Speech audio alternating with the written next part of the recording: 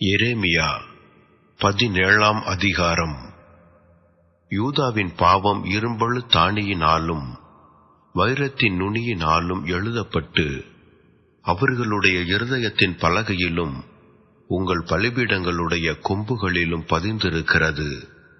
உயர்ந்த மேடுகளின் மேல் பச்சையான மரங்கள் அண்டையில் இருந்த அவர்களுடைய பலிபீடங்களையும் அவர்களுடைய தோப்புகளையும் அவர்கள் பிள்ளைகள் நினைக்கும்படி இப்படி செய்திருக்கிறது. வயல் நிலத்திலுள்ள என் மலையே, நீ உன் எல்லைகளில் எல்லாம் செய்த பாவத்தின் நிமித்தம் நான் உன் ஆஸ்தியையும் உன் எல்லா பொக்கிஷங்களையும் உன் மேடைகளையும் கூட சூறையிடுவிப்பேன். அப்படியே நான் உனக்கு கொடுத்த சுதந்திரத்தை நீதானே விட்டு விடுவாய்.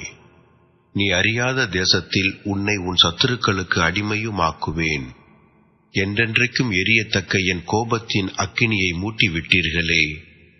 மனுஷன் மேல் நம்பிக்கை வைத்து மாம்சமானதை தன் புய பலமாக்கிக் கொண்டு கர்த்தரை விட்டு விலகுகிற இருதயமுள்ள மனுஷன் சபிக்கப்பட்டவன் என்று கர்த்தர் சொல்லுகிறார். அவன் அந்தரவெளியில் கரலையாய் போன செடியைப் போல் இருந்து நன்மை வருகிறதை காணாமல் வனாந்தரத்தின் வறட்சியான இடங்களிலும் குடியில்லாத ஒவ்வொரு நிலத்திலும் தங்குவான். கர்த்தர் மேல் நம்பிக்கை வைத்து கர்த்தரை தன் நம்பிக்கையாய் கொண்டிருக்கிற மனுஷன் பாக்கியவான்.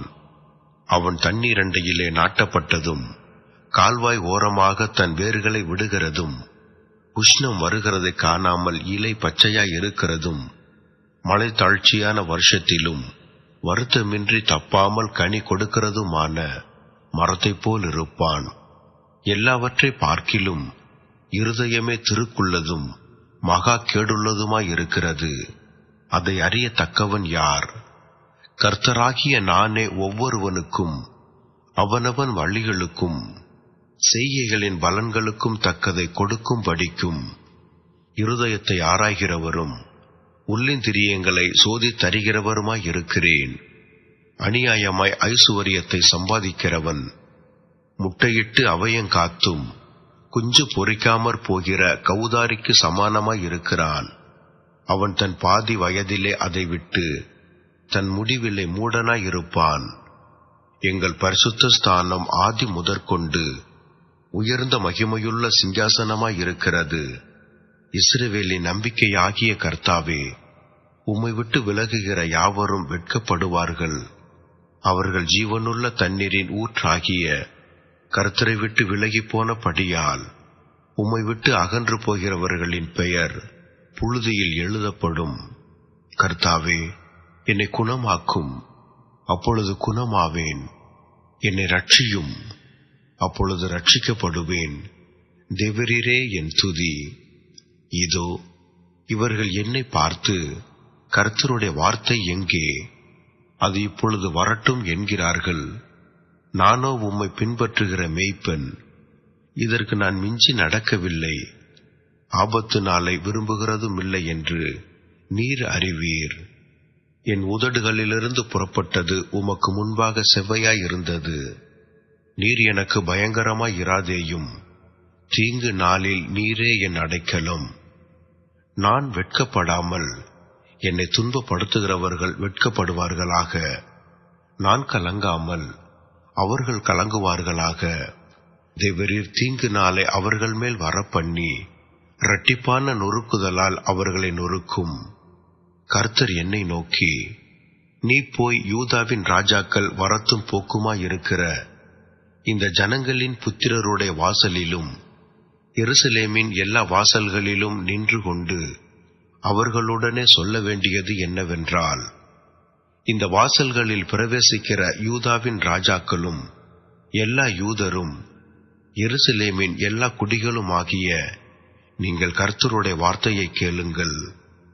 நீங்கள் ஓய்வு நாளில் சுமைகளை எடுத்து அவைகளை எருசலேமின் வாசல்களுக்குள் கொண்டு வராத படிக்கும், ஓய்வு நாளில் உங்கள் வீடுகளிலிருந்து சுமையை வெளியே கொண்டு போகாத படிக்கும், ஒரு வேலையையும் செய்யாத படிக்கும் உங்கள் ஆத்துமாக்களுக்காக எச்சரிக்கையாயிருந்து நான் உங்கள் பிதாக்களுக்கு கட்டளையிட்டபடி ஓய்வு நாளை பரிசுத்தமாக்குங்கள் என்று கர்த்தர் சொல்லுகிறார்.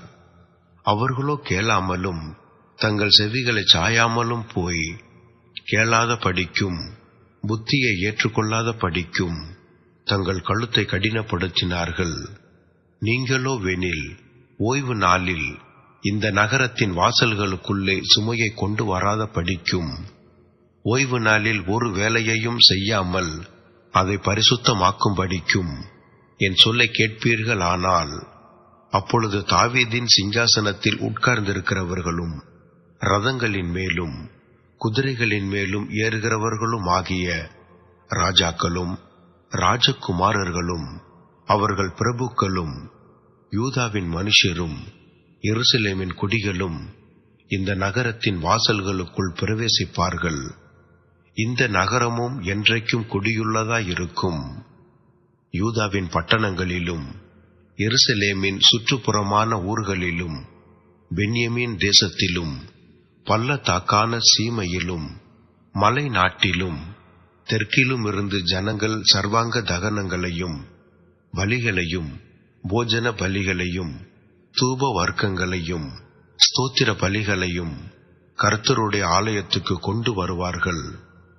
நீங்கள் ஓய்வு நாளை பரிசுத்தமாக்கும்படிக்கும் ஓய்வு நாளிலே சுமையை எருசலேமின் வாசல்களுக்குள் எடுத்து வராதிருக்கும்படிக்கும் என் சொல்லை கேளாமற் போனீர்கள் ஆகில் நான் அதன் வாசல்களில் தீ கொளுத்துவேன்.